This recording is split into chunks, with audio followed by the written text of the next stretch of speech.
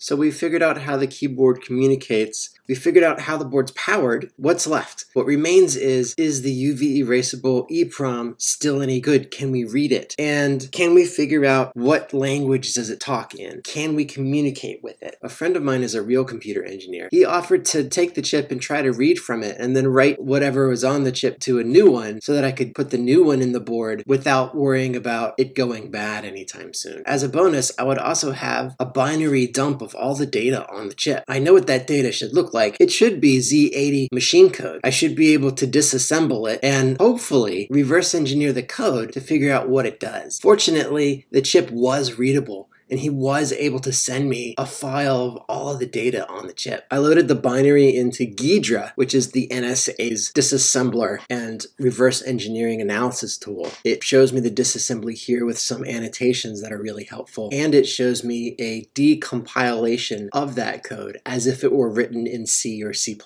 which can be convenient sometimes. What's interesting is that it looks like it contains a built-in debugger. L, load, ffill, those are debugger commands for sure. Embedded in this binary are other strings, and then finally at the end, ROM part number is blah blah blah. It looks like it's the 27th of August when this thing was written. Some of this I was able to figure out. For example, this first bit of code here just sets up the stack pointer and jumps to this offset. But there are also plenty of functions I don't understand, like this one. Here's what appears to be the main function. This does most of the work and has an event loop, or what appears to be an event loop built into it. It checks a particular memory address and then makes decisions based on what it finds in that memory address. But what it's doing when it executes those commands, I can't really say yet. Looking at all of this code, it's pretty intimidating. I'm not sure that I can actually make much sense of this. I understand the machine code, but without the context, it's like gibberish. It's like if someone gave you a recipe but didn't give you any of the ingredients. They just said ingredient A, ingredient B, and you had to figure out what it was that you were making. I always knew there was a chance that I wouldn't be able to get this thing to work. So I've been working on a plan B since the very beginning.